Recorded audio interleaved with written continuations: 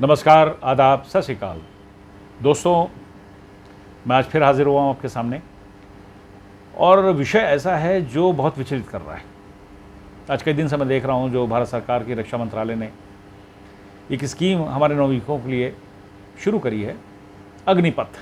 क्या नाम है इसका? अग्निपथ। और जो युवा इसमें भर्ती होंगे और वो निकलेंगे ट्रेंड होकर के, वो अग्निवीर। आप नाम देखिए कितना पावरफुल, वेरी पावरफुल। ये ऐसा नहीं है कि जैसा हमारी कुछ पॉलिटिकल पार्टीज जिसको सवाल उठा रही हैं मंत्रालय के ऊपर और नौयुवकों को भड़का भी रही हैं, क्योंकि अब मैं विचलित हुआ। मैंने देखा कि कई शहरों के अंदर, बिहार के, यूपी के अंदर जो है हंगामे किए जा रहे हैं, ट्रेनें जलाई जा रही हैं, सिर्फ इसलिए कि उनके रोज़गार की व्यवस्था की गई है। उनसे एक सोल्जर के तौर पे, एक युद्धवीर के तौर पे, एक अग्निवीर के तौर पे उनको लिया जाएगा 4 साल के लिए। और 4 साल में जो काम अच्छा करेंगे वो कंटिन्यू भी करेंगे। 4 साल एक तरह से आप MBA करने जा रहे हैं मिलिट्री का। ये मैंने बड़ी आसान भाषा में अपने युवकों को मैं समझा रहा हूँ। एक MBA है आपका कि MBA करके निकलेंगे तो आपको जो प्राइवेट इंस्टीट्यूशन से लेकर के सरकारी जो है, चाहे वो ITBP हो, CRPF हो, चाहे आपकी BSF हो, चाहे आपकी सीमा सुरक्षा बल हो, या आपके स्काउट हैं लद्दाख के, चाहे असम स्काउट है, तो आप प्रायोरिटी पे लिए जाओगे, क्योंकि आप ट्रेन सोल्जर हो, फाइटर हो, अग्निवीर हो। आप एक तरह से आप MBA करने जा रहे हो। ये कोई लालच की बात नहीं है। जो मिलिट्री की स्कीम है ये कई देशों में है, ये अमेरिका में भी है। 2 साल, 4 साल, 4 साल, 6 साल वहाँ भी है। अमेरिका में भी 4 साल की है स्कीम है। कंटिन्यू करना चाहेंगे, अगर आप फिट हैं तो आपको लिया जाएगा। लेकिन आप ये देखिए भारत सरकार कितना आपकी ट्रेनिंग पे खर्च करने जा रही है पैसा। उसके बाद अगर आप 4 साल बाद निकल रहे हैं, अगर आपको मिलिट्री में नहीं रहना है तो भी, जैसे मुझे बताया भी गया है, मुझे पता भी है कि 11 लाख रुपए मिल रहे हैं आपको। आप कोई भी रोज़गार उससे शुरू कर सकते हैं। मैं कहता हूँ आप रोज़गार ना करें। 11 लाख से आप, वो आपका है पैसा, आपकी मेहनत का पैसा है। लेकिन आप कहीं भी निकल करके इतना ट्रेंड, एक सोल्जर जब जाता है, जिस टाइम एक सैनिक होता है, तो उसको हर जगह इज्जत से देखा जाता है, चाहे वायुसेना को हो, चाहे नौसेना को हो, चाहे स्थल सेना को हो। इस चीज़ पे किसी ने ध्यान नहीं दिया कि भारत सरकार के ये स्कीम रक्षा मंत्रालय को एक आदमी ने ली है। इसके पीछे कितना रिसर्च हुआ होगा, कितना अनुसंधान हुआ होगा, कितने ऑफिसर सीनियर बैठे होंगे, रक्षा मंत्रालय बैठे होंगे, ये सब माननीय प्रधानमंत्री, माननीय राष्ट्रपति महामहिम की सब सोच विचार के उसके बाद फैसला लिया गया है। जो बेरोजगार हमारे युवा घूम रहे हैं, मैंने देखा यमुना एक्सप्रेस वे मेरा आना जाना हुआ, अपने दिल्ली से निकल करके सुबह के टाइम अक्सर निकला हूँ 4 साढ़े 4 बजे। मुझे नवयुवक हमने देखा जूते तक के नहीं पहने होते, नंगे पैर मैंने भागते देखे लड़के। तो एक बार मैंने पूछा, ये लड़के सुबह क्यों भागते हैं? कल साहब फौज में भर्ती होने की तैयारी करते हैं, महीनों दौड़ते हैं अपने को फिटनेस के लिए। ये सब गांव के निकले हुए लड़के हैं। इसी तरह हमने शहर लखनऊ में भी देखे, और शहर में जयपुर जाना हुआ तो वहाँ मैंने देखा कि सुबह के टाइम लड़के दौड़ लगा रहे हैं सिर्फ मिलिट्री में भर्ती होने के लिए। तो हमारे ऐसा नहीं कि युवाओं को मिलिट्री में जाने की इच्छा नहीं, साहब बिल्कुल डाई हार्ड हैं लड़के, फौज में भर्ती होना चाहते हैं, यूनिफॉर्म पहनना चाहते हैं, और बहुत सारी उसकी वजह भी हैं। तो अगर ये स्कीम भारत सरकार लेकर आई है, उस पर इतना हाई हल्ला मचा रखा है, पॉलिटिकल पार्टी को पूरा मौका मिल गया, आप लोगों ने दे दिया पॉलिटिकल पार्टी को। युवा तो समझ ही नहीं पाता है।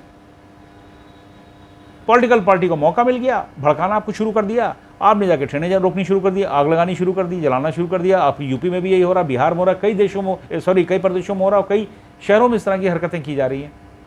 इस स्कीम को समझने की कोशिश किया थी, और हमारे जो पॉलिटिकल लीडर हैं उनको ये नहीं पता कि आप युवाओं का नादानी का फ़ायदा उठा रहे हो।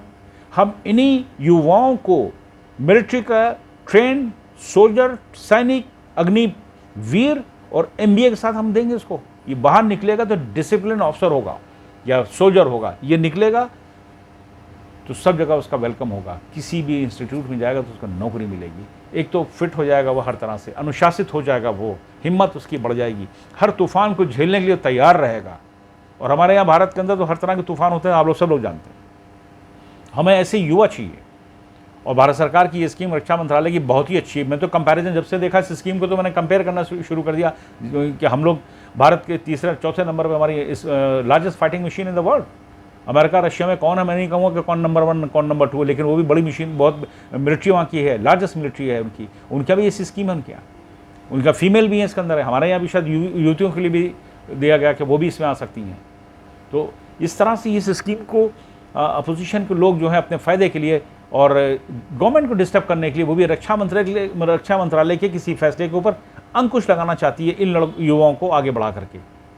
ये बहुत ही गलत हो रहा है और ये हमारे युवाओं को भड़का करके इसका फ़ायदा वो उठा नहीं सकते हैं। और मैं युवाओं से अपील करूंगा कि अब मैं भी किसी टाइम में air wing NCC air squadron NCC से मैं ट्रेंड होकर निकला, उसी टाइम से मैं अनुशासित हो गया। मैं एक अपने एक जिम्मेदार नागरिक कहते नहीं कि बहुत ही हम डिसिप्लिन हम सिटीज़न हैं भारत के हो जाते हैं और हम एक लीडरशिप में भी हमारे में आती है। मैं भी एसएसबी तक गया हूँ, मैंने भी कुछ ना कुछ किया है, यहाँ अपनी बात बखान नहीं करना चाहता हूँ, लेकिन आप सब करने जा रहे हो। लेकिन तरीका बदल गया, अब आप MBA करने जा रहे हो मिलिट्री का। आप जब निकलोगे तो अपने आप को देखोगे बाहर निकल करके ये अलग खड़े भीड़ में नजर आओगे आप, और हर पत्थर वाले को झेल भी लोगे, पत्थर फेंकने वालों को। मैं किसी के नाम लेके नहीं कर रहा हूं, किसी धर्म मजहब के वाले की बात नहीं कर रहा, पत्थर तो सारे फेंका करते हैं। आपको डर नहीं लगेगा। मुझे कहते बुरा लग रहा है कि अभी मैंने एक वीडियो देखी थी, पत्थरबाजी जब हो रही थी करके निकले थे नमाज पढ़ के लोग, और मुस्लिम समुदाय के कुछ लड़कों ने पत्थरबाजी करी जो बाद में दंगे के रूप में हो गई, और पुलिस वाले डर के मारे भाग रहे थे। अचानक जो पत्थर आना शुरू हुए तो कोई भी होगा भागेगा। अगर ये अग्निवीर होता तो खड़ा रहता। हमें तो पुलिस को रिफ्रेश करना चाहिए, उनको ट्रेन करना चाहिए, फिर से उनको ट्रेनिंग देनी चाहिए। और ये अगर अग्निवीर होगा तो ये खड़ा रहेगा, ये भागेगा नहीं, फेस करेगा, हर तूफान का फेस करेगा। पत्थरबाज क्या होते हैं, वो तो टेररिस्ट को भी मार गिराएगा। उसकी ट्रेनिंग इतनी भारत सरकार खर्च करने जा रही, पैसा उनके ऊपर अच्छा खासा पैसा उनका स्कीम है जो खर्च कर रहे हैं वो, और कितने ले रहे हैं उनको 11-11 लाख रुपए दे करके उनको वो भी दिया जा रहा है कि जब आप जाएंगे तो 11 लाख रुपए आपको मिलेंगे, आपके अकाउंट में आएंगे।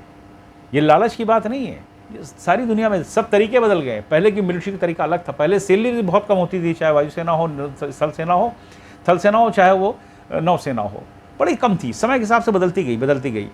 अब उन्होंने 4 साल की ये स्कीम भी बाहर से आई हुई है, और बाहर के सोल्जर कर रहे हैं और फिट रहते हैं वो लोग। और मैं समझता हूँ ये भारत सरकार ने अच्छा फैसला किया। लेकिन हमारे यहाँ जो ये मॉड्यूल जो है ये भारत के हिसाब से है, ये अमेरिका की कोई कॉपी नहीं है। ये हमारे यहाँ इतने सक्षम हैं कि हमारा सोल्जर कैसा होगा। हमारे सोल्जर तो डेजर्ट में भी लड़ सकते हैं, माउंटेन में जाकर के सब 0 टेम्परेचर पर भी रह सकते हैं।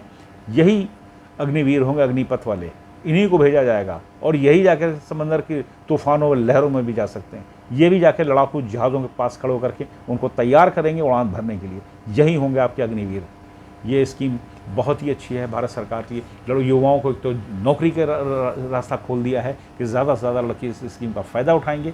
और हमारे जानते हैं नौजवान जो हैं फ़ौज में जाना चाहते हैं, फ़ौज के लिए काम करना चाहते हैं, ये इनको मौका मिल रहा है, स्वर्ण अवसर है, इसको गंवाना नहीं चाहिए। और भारत सरकार को तो मैं सच में बधाई देना चाहूँगा इस स्कीम को देख करके। जब मैं कंपैरिजन कर रहा हूँ, ऑस्ट्रेलिया की मैंने देखा है, जर्मन है, रॉयल आर्मी और नेवी है जो ब्रिटिश गवर्नमेंट की, अमेरिकन का भी देखा, रशिया का तो मुझे इतना नहीं पता कि वहाँ पर रेगुलर आर्मी काफ़ी लंबी चौड़ी है।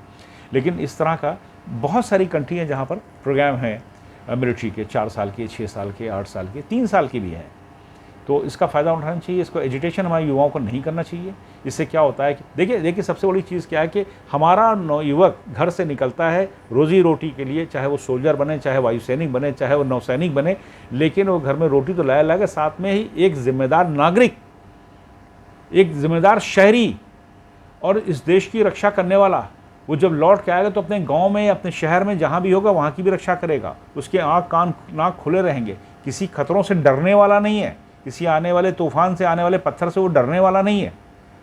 तो मेरा कहने का मतलब यह है कि जो स्कीम भारत सरकार ने दी है हमारे युवाओं के लिए, इसका हमारे युवाओं को फ़ायदा उठाना चाहिए। जो आप लोग कर रहे हैं, पॉलिटिकल पार्टीज़ का फ़ायदा उठा रही हैं, देश को इसको कमज़ोर कर रही हैं। हमारे युवाओं को जो भड़काता है वो सबसे बड़ा देश का दुश्मन है, जो युवाओं को भड़का करके देश के खिलाफ खड़ा करता है। सशस्त्र सेना के लिए खड़ा हो, चाहे वो हमारे रक्षा मंत्रालय के खिलाफ जाकर के एजिटेशन करे, ये सबसे बड़ा गुनाह है, सबसे बड़ा पाप है। ये एक तरह देशद्रोह शब्द इस्तेमाल मैं अपने युवाओं के लिए कतई नहीं करूँगा, क्योंकि ये मासूम है, इनको भड़का रहे हैं वो पॉलिटिकल पार्टी, वो लोग जो चाहते नहीं कि इस तरह की स्कीम सक्सेसफुल हो, और ये जो सरकारें चल रही, सरकार ने अपने प्रोग्राम बनाए हैं वो फेल हो जाए।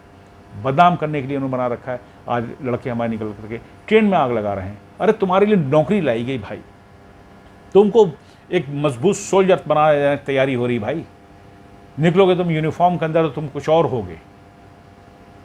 कम से कम लड़के हमारे डिसिप्लिन हो जाएंगे, बहुत बुरी आदतों से बच जाएंगे, बहुत बुरी संगत से बच जाएंगे भाई। सबसे बड़ी चीज़, इतनी कम उम्र लड़का लिया जा रहा है 17.5 साल का, यानी बुरी संगत से बचाने की तैयारी हो गई। एक परिवार के बच्चे को जो है तैयार किया जा रहा है वो तूफान से लड़ने के लिए, बॉर्डर पर लड़ने के लिए, हर चीज़ से। बस इतना ही से मुझे कहना था। मुझे अच्छा सा नहीं लग रहा था जो मैं रोज़ न्यूज़ देख रहा था कि पत्थर चल रहे हैं, वो भी सेना में भर्ती के नाम पर। इसके लिए मुझे अच्छा लगा तो मैं आ गया। मैंने कहा 2 शब्द मैं भी कुछ कहूँ, मेरा कहना बनता है।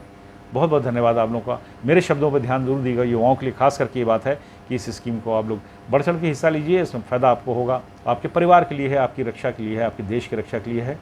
और वैसे भी हम सब भारतीयों को अपने देश की, भारत माँ की रक्षा करना हमारा कर्तव्य है। अपने प्राण, हम तो, हमारी भाषा ही अलग है, हम प्राणों की आहुति देना किसी अच्छे उद्देश्य के लिए व्यर्थ जीने से कहीं अच्छा है। हम तो प्राण लेने की बात करते हैं दुश्मन के, ना कि प्राण देने की बात करते हैं। बहुत बहुत धन्यवाद आप लोगों का। जय हिंद, वंदे मातरम।